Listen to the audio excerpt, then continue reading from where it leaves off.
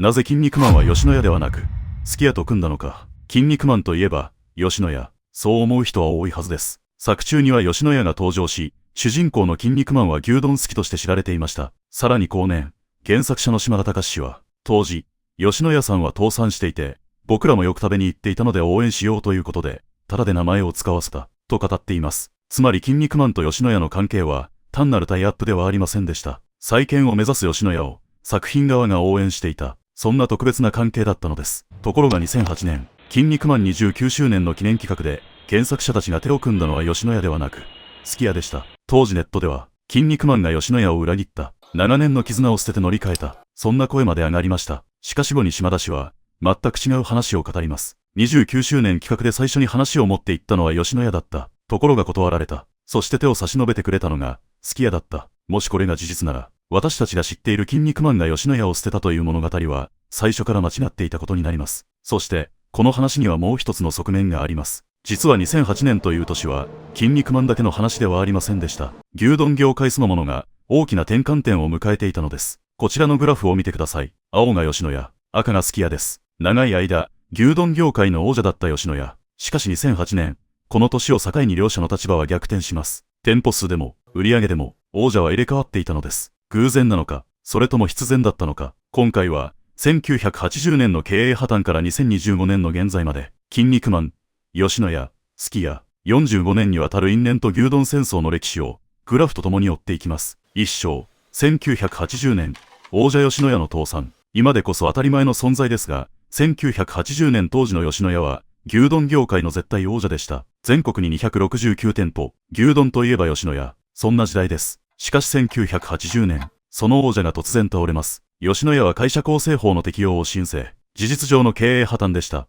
原因は複数あります。急速な店舗拡大、牛肉価格の高騰、そして経営環境の悪化。成長を続けていたはずの企業は、一気に資金繰りに行き詰まりました。当時の衝撃は、今で言えば業界最大手チェーンが突然倒産するようなものです。多くの人が、吉野家はもう終わった。そう考えていました。実際、店舗数も減少します。1980年の269店舗は、その後248店舗まで縮小。会社は生き残りをかけた再建期へと入ります。ところが、この時点では誰も想像していませんでした。数年後、一つの漫画とアニメが、思わぬ形で吉野家の名前を全国へ広めることになること。そしてさらに誰も知らなかったのです。この頃、後に吉野家の王座を奪うことになるすき家は、まだ存在すらしていなかったこと。1980年、王者は倒れた。しかし物語は、ここから始まります。2章、筋肉マンは吉野家を応援した。1983年、一つのアニメが放送を開始します。その名は筋肉マン。後に社会現象となる作品です。主人公の筋肉マンは大の牛丼好き。作中には実名で吉野家が登場し、牛丼を食べるシーンも描かれました。今なら企業タイアップとして大きな契約が交わされても不思議ではありません。しかし後年、原作者の島田隆氏は意外な事実を明かしています。当時、アニメ会社から、吉野家で行きたい、という提案があった。その頃の吉野家は倒産後の再建期、自分たちもよく通っていた店だった。だから、じゃあ応援しよう、という話になり、無償で名前を使わせたというのです。つまりこれは広告契約ではありませんでした。再建を目指す企業への応援。それが筋肉マンと吉野家の関係の出発点だったのです。当時の吉野家はまだ苦しい時期にありました。1980年に会社構成法を申請。店舗数は269店から248店へ減少。再建の真っ只中です。しかし、その後の流れは大きく変わります。1990年、店舗数は392店。売上は約365億円。吉野家は着実に勢いを取り戻していました。そして島田氏は後年、告知効果は抜群で、吉野家さんは見事に V 字回復しました。とも語っています。もちろん、企業の業績はアニメだけで決まるものではありません。再建を進めた経営陣、店舗運営を支えた現場、社会環境の変化、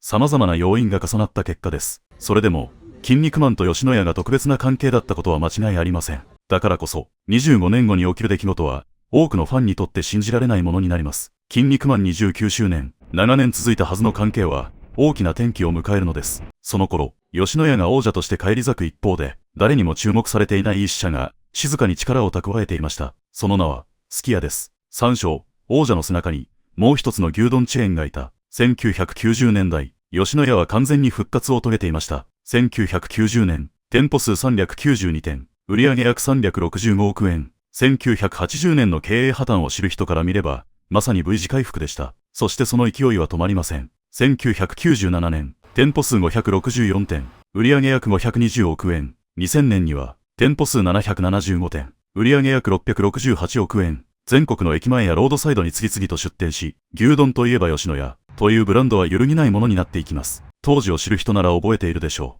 う。牛丼チェーンを思い浮かべたとき、最初に頭に浮かぶのはほとんどの場合、吉野家でした。王者、その言葉が最も似合う時代です。しかし、その背後では別の物語が進んでいました。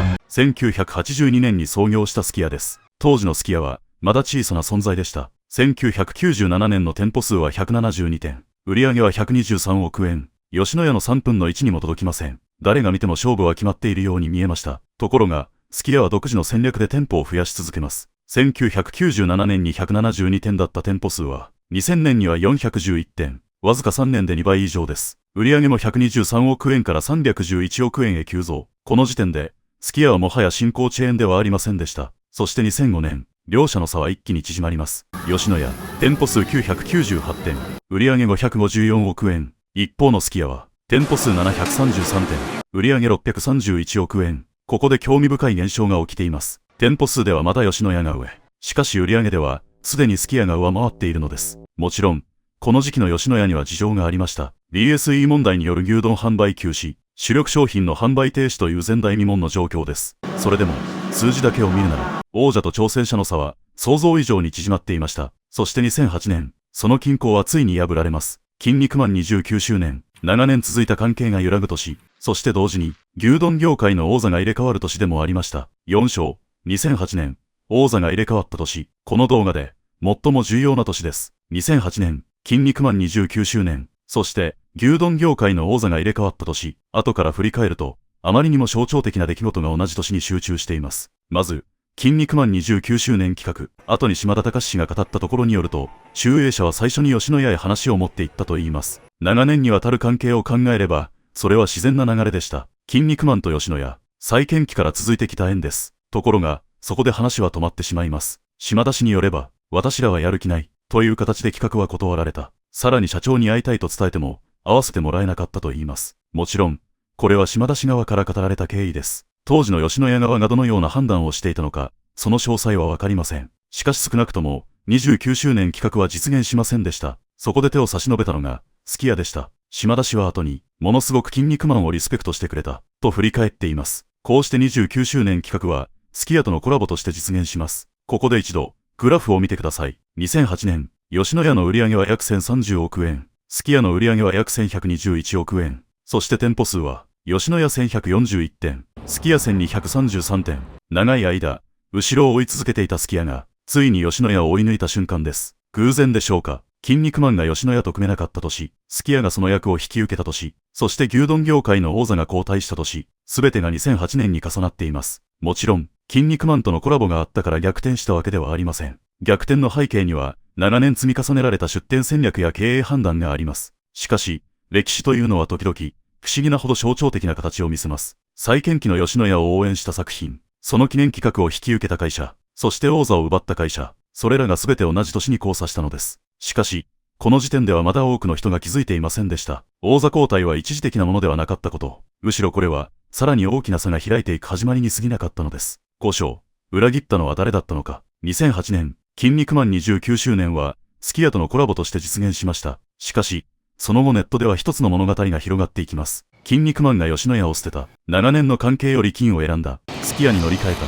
そんな声です。筋肉マンといえば吉野家。多くの人がそう思っていたからこそ、その反発は大きなものでした。そして2010年4月12日、島田隆氏は、自身の X で初めて経緯を語ります。そこに書かれていた内容は、多くの人が想像していたものとは違っていました。29周年企画で最初に話を持っていったのは吉野家だった。しかし断られた。だから次に相談したのがすき家だった。島田氏はこうも書いています。僕は吉野家さんを裏切ってなんかいない。さらに、29周年の時、真っ先に吉野家さんに振られたんですよ。とも投稿しています。真相がどうだったのか、当時の社内で何があったのか、今となってはわからない部分もあります。ただ一つ確かなのは、少なくとも島田氏自身は、自分たちが吉野家を捨てた、という認識ではなかったということです。そして興味深いのは、その後の反応でした。本来なら恩恵を受ける立場だったはずのすき家側が、吉野家への過度なバッシングを止めるよう呼びかけたのです。牛丼業界全体を見てほしい。そんな趣旨のコメントを出しました。競合企業をかばう、なかなか見られない対応でした。しかし、ここで再びグラフを見てみましょう。2011年、吉野家の売上は約980億円、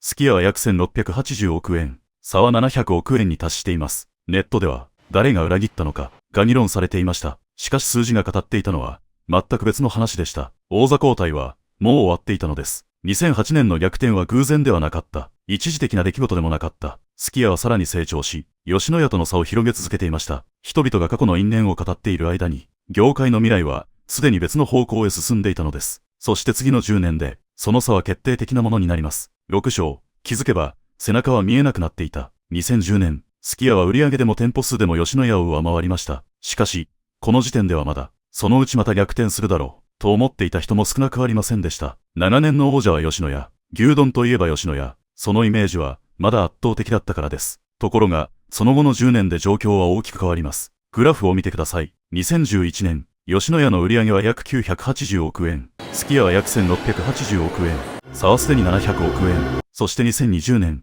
吉野家は約1022億円、すき家は約2100億円、差は1000億円を超えていました。かつて追いかけるが渡ったすき家は、いつの間にか、追われることすらなくなっていたのです。店舗数も同じでした。2011年、吉野家1184店、すき家1779店、2020年、吉野家1187店、すき家1944店、吉野家が1店舗増やしている間に、すき家はさらに差を広げていきます。もはや勝負は、どちらが上かではありませんでした。どこまで差が広がるか、そんな段階に入っていたのです。そして2022年、吉野家にとって象徴的な事件が起こります。いわゆるシャブ漬け発言です。当時の吉野家役員による不適切な発言は、大きな批判を呼びました。会社は謝罪し、発言した役員は解任されます。もちろん、この出来事だけで業績が決まるわけではありません。企業の成長も停滞も、たった一つの発言で説明できるほど単純ではないからです。しかし、この事件は多くの人にある印象を与えました。かつて業界を代表していた企業が、どこか迷走しているように見えたのです。一方その頃、すき家は静かに規模を拡大し続けていました。派手な話題ではなく、炎上でもなく、ただ数字だけを積み上げていく。そして2025年、その差は、誰の目にも明らかなものになります。かつて追いかけていた会社は、もう遥か前方にいました。吉野家が見上げる先にいる存在になっていたのです。最終明、王者が立ち止まった時、1980年、吉野家は倒産しました。全国に169店舗、牛丼業界の王者は、一度その座から転げ落ちます。そこから再建が始まりました。1983年、筋肉マンが放送を開始、後に原作者の島田隆氏は、応援しようということで、ただで名前を使わせた、と語っています。再建期の吉野家を応援した作品、それが筋肉マンでした。そして吉野家は復活します。392店、564店、775店、998店、店舗数は増え続け、再び王者として君臨しました。しかし、その背後では別の会社が育っていました。すき家です。172店、411店、733店、誰もが吉野家を見ていた時代に、すき家は黙々と店舗を増やし続けていました。そして2008年、すべてが交差します。筋肉マン29周年、吉野家への打診、実現しなかったコラボ、すき家との協力、そして業界首位交代、偶然かもしれません。しかし歴史を振り返ると、まるで象徴的な場面のようにも見えます。2010年、島田隆氏は語りました。僕は吉野家さんを裏切ってなんかいない。ネットでは大きな議論になりました。けれど、その頃にはすでに、数字の上では勝負は決していました。そして2025年、売上は、吉野家約1250億円、すき家約2450億円。かつて倒産した吉野家を応援した作品は、いつしかすき家とのコラボを象徴する存在になりました。もちろん、筋肉マンが業界地図を変えたわけではありません。29周年の出来事だけで王座が入れ替わったわけでもありません。王者交代を決めたのは、何十年にもわたる出店戦略、価格戦略、経営判断、積み重ねられた無数の選択です。ただ、歴史には時々、一つの物語のように見える瞬間があります。倒産、再建、応援、拒絶、逆転、そして現在、45年のグラフを眺めると、そこには一つの事実が残ります。王者だった吉野家、その背中を追っていたすき家、いつしか立場は入れ替わり、今、その差はかつてないほど大きくなっています。この物語に悪役はいません。あるのは、立ち止まった者と、走り続けた者、その違いだけです。そして歴史は、静かに語っています。王者が立ち止まった時、後ろから来る者は、必ずいる。グラフは、そのことを誰よりも正直に記録しているのです。